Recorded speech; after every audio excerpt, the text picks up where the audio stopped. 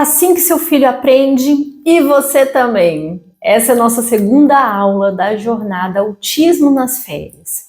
É muito importante que você entenda como é que é o processo de aprendizagem. Quando a gente está falando sobre um transtorno mental, autismo, TDAH, a deficiência intelectual, transtornos motores, tudo, a base é aprender. Nós ensinamos comportamentos, nós ensinamos o que é relevante para as nossas crianças, para os nossos adolescentes, para os adultos. Então, grande parte do que a gente fala sobre autismo é com base em aprendizagem. Então, aprender como melhorar as relações sociais, comportamentos relevantes em relação à comunicação. Também nós ensinamos a questão para trabalhar a redução desses padrões restritos, repetitivos, ensinar comportamentos que sejam mais relevantes para ele, para que ele não fique engessado nessas questões, como também inflexibilidades, a questão das estereotipias quando causa prejuízo, algum prejuízo, também nós ensinamos outros comportamentos. Então é tudo ensino, essa que é a base, então é aprender. Por isso que é tão importante que você entenda como é que é o processo de aprendizagem, como o nosso cérebro aprende, né? Então, assim, primeira questão, nós nascemos lá com muitos neurônios. E isso por quê? Porque o nosso cérebro nasce com 20, na verdade muito mais que isso, né? Mais neurônios do que a gente tem na fase adulta. Porque o nosso cérebro, no início, ele está querendo aprender muito. Ele tem que aprender tudo o que tem em volta. Ele tem que fazer novas conexões. Quando chega na fase adulta, o nosso cérebro está muito mais eficiente. A busca do nosso corpo é o tempo todo em economizar energia. Nós buscamos a economia de energia. Então, quando nós estamos falando sobre crianças, adolescentes, nós estamos falando num cérebro que tem muito mais poder de conexão. Tem uma aprendizagem, esperada uma aprendizagem mais rápida. E tem certos marcos de desenvolvimento. Então, quando a gente fala sobre fala, propriamente a fala, é esperada ali os 4, 6 anos, que é a janela ótima da fala. Ai, Dani, depois não vai falar? Não, não estou falando isso. Estou falando sobre aquela fala fluida, aquela fala com fluência. Então, depois, por exemplo, a gente quando aprende outro idioma, a gente pode adquirir, a gente pode ficar fluente nesse outro idioma.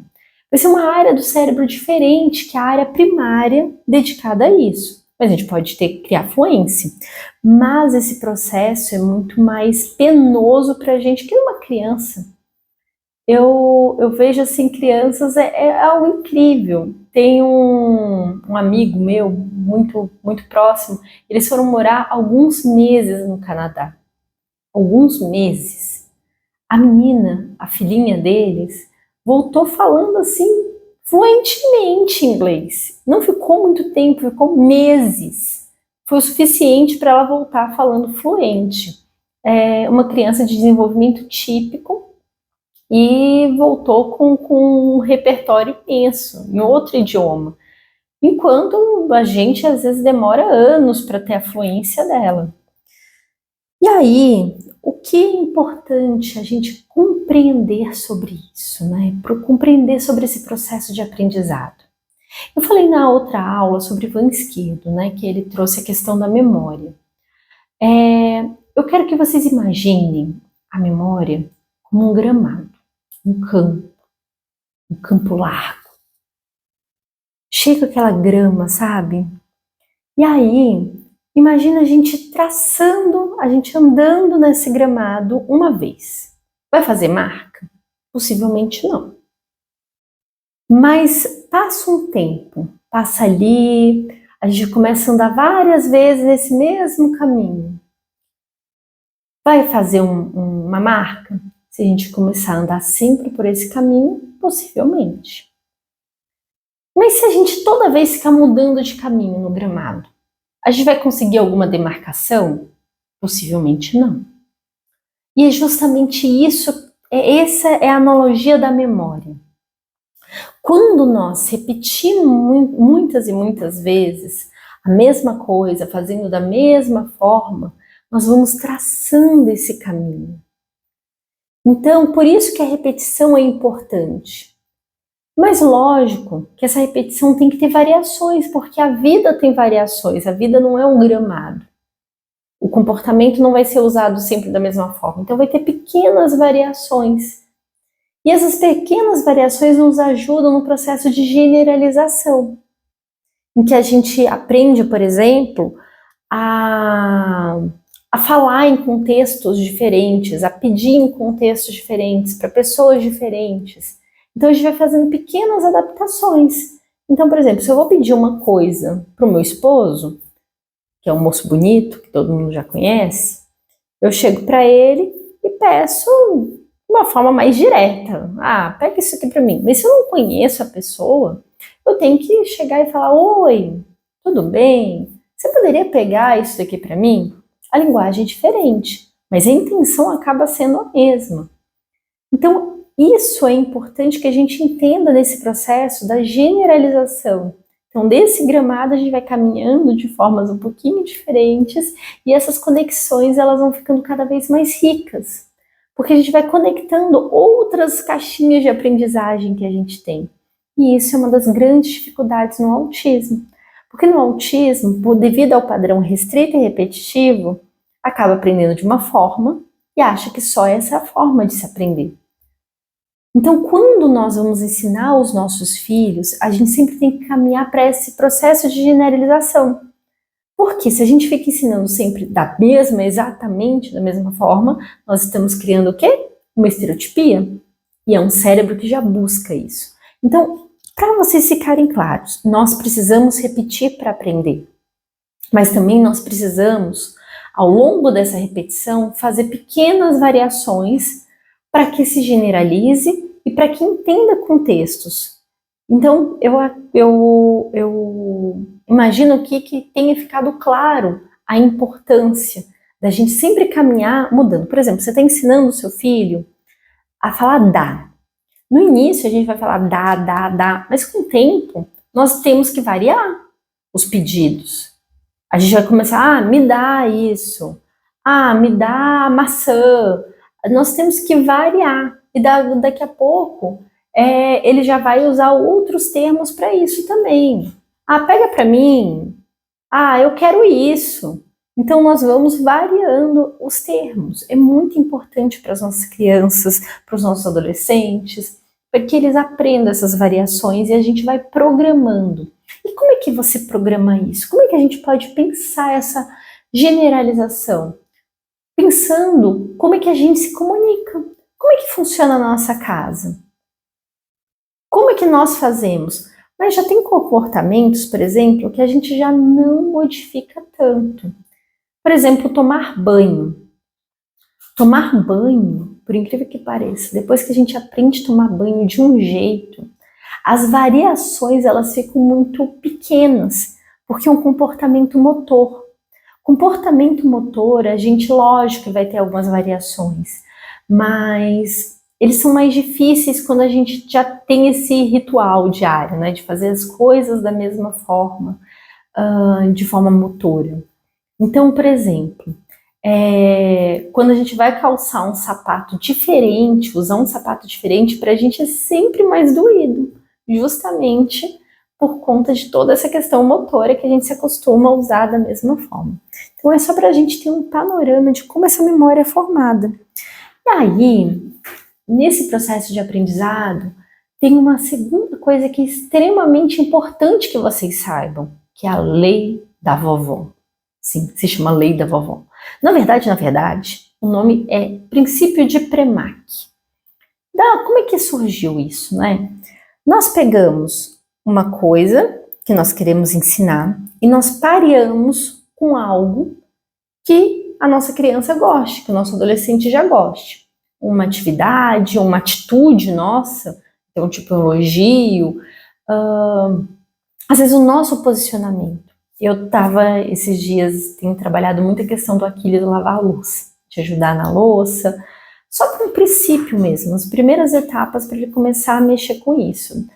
já mexo com máquina de lavar roupa, então tem algumas tarefinhas que eu sempre gosto de colocar, incluir ele.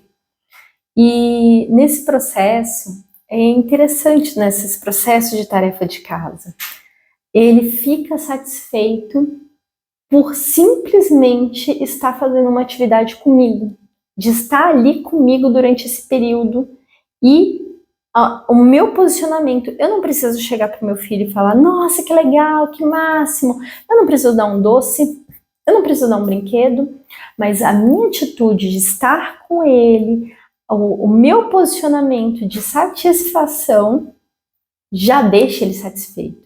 E ele gosta. E aí eu sei que o comportamento está estabelecendo porque ele quer fazer mais. Ele quer estar mais tempo com a mamãe.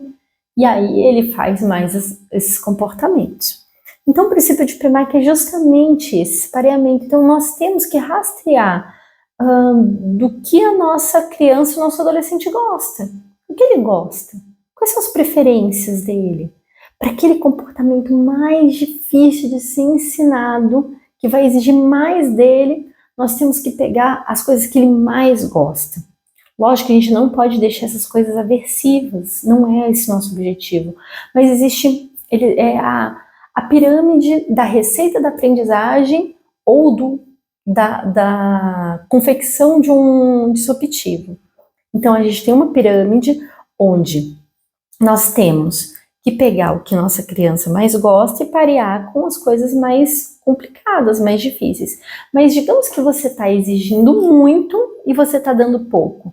Essa daqui é a receita do disruptivo, é a receita do comportamento problema. Você está exigindo muito e está dando pouco. Igual, por exemplo, você trabalha, aí seu chefe começa a falar assim, não, você vai fazer esse tanto de serviço, mas ó, você só vai ganhar aqui R$10 por esse tanto de serviço. Não, para com isso. Então é justamente essa questão. A lei da vovó a gente vai pareando e igualando.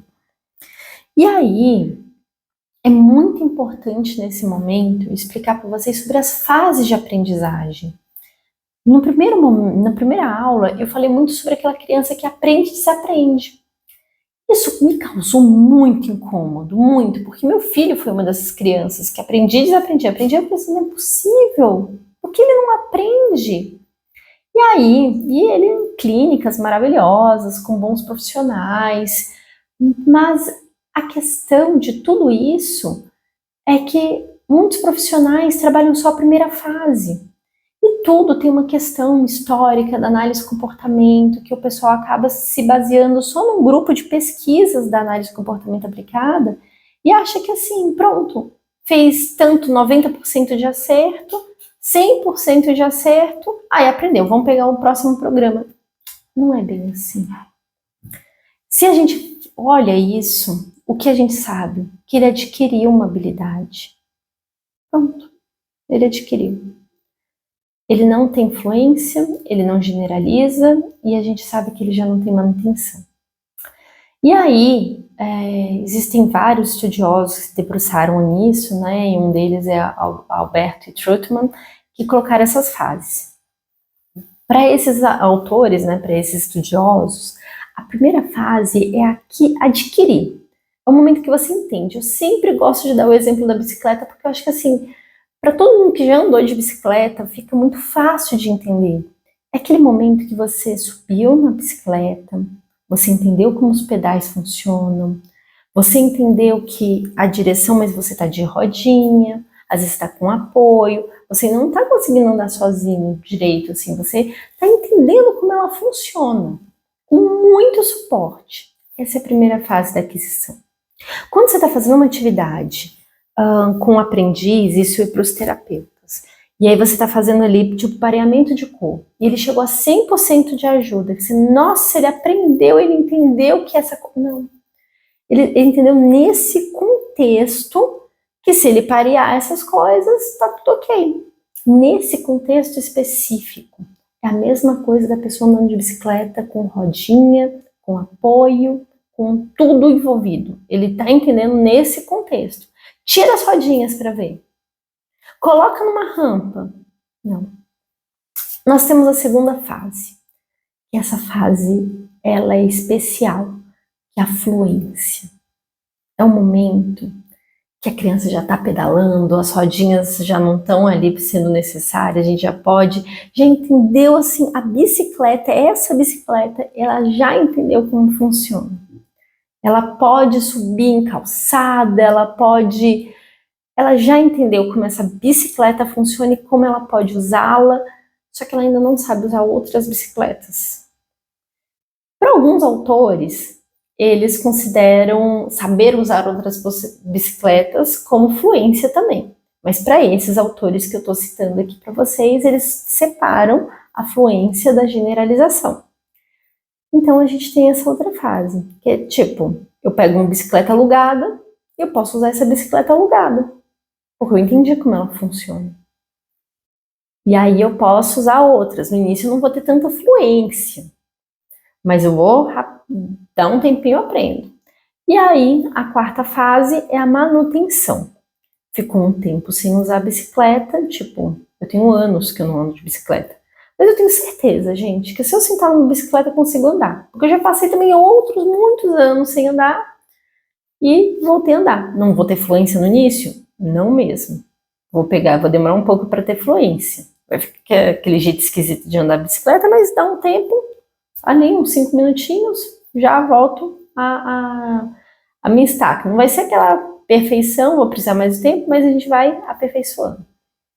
E tem um outro grupo de estudiosos que traz mais uma fase, que é aprender outras habilidades com base nessa. Então, andou de bicicleta. Ah, legal e tudo. Aí a pessoa consegue andar de monociclo. Sabe? A pessoa começa a fazer outras estripulias com bicicleta. Sabe? Igual aquele pessoal que faz aquelas manobras radicais com bicicleta e fica quicando com bicicleta. Então, aprende outras habilidades em cima disso. Aí pronto. Aí a gente fala, essa pessoa realmente aprendeu. Todas as fases da aprendizagem foram estabelecidas. Então, como é importante, como nós, quando entendemos essas fases de aprendizagem, nós compreendemos como as intervenções estão sendo muito falhas no nosso país. E nós compreendemos como pais, como intervir, como é importante a gente saber o que está se fazendo na clínica.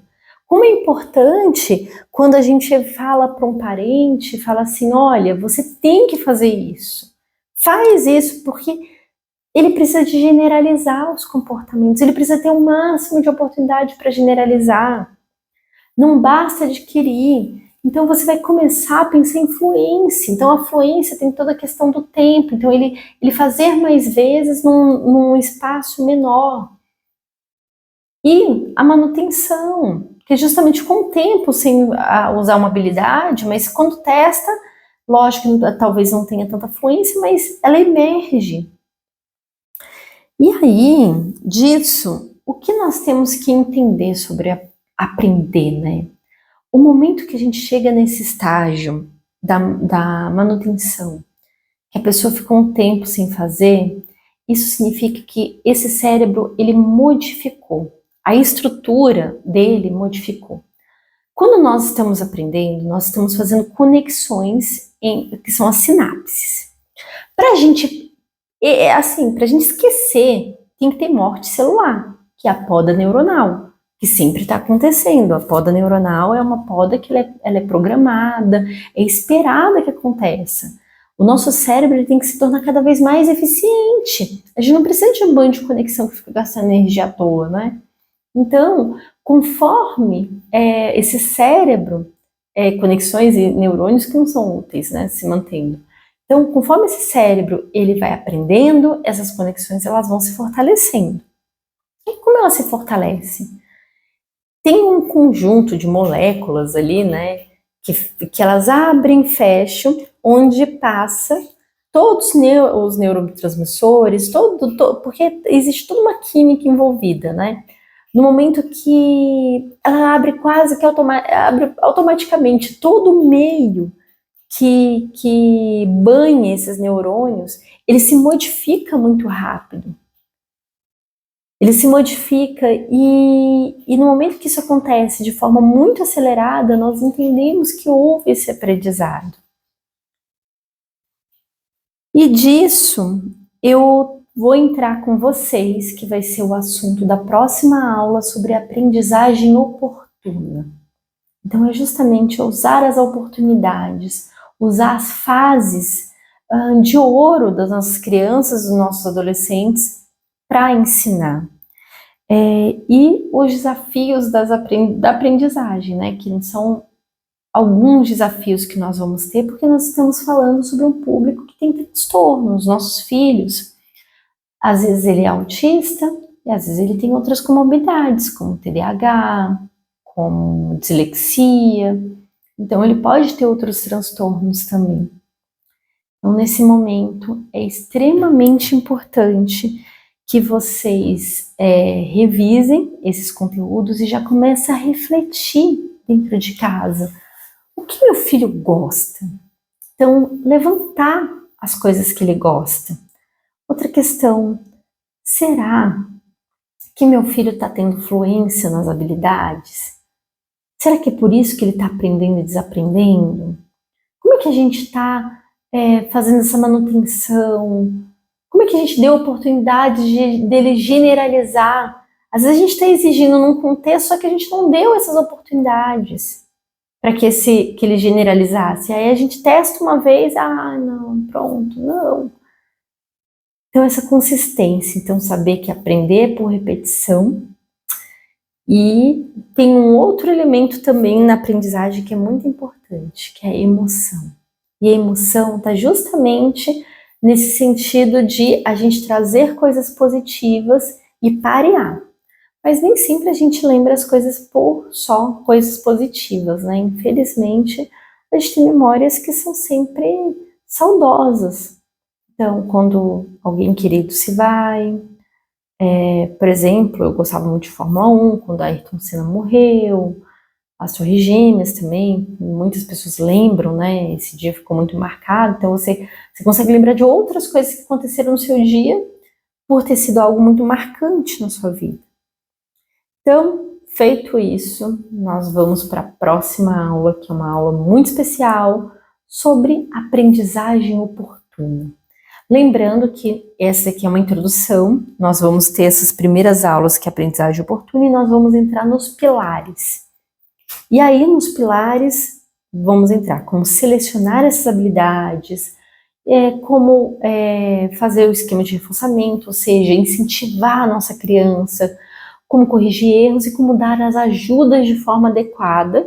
E aí nós seguimos depois para a questão da volta às aulas. Então, te vejo no nosso próximo encontro. Até mais!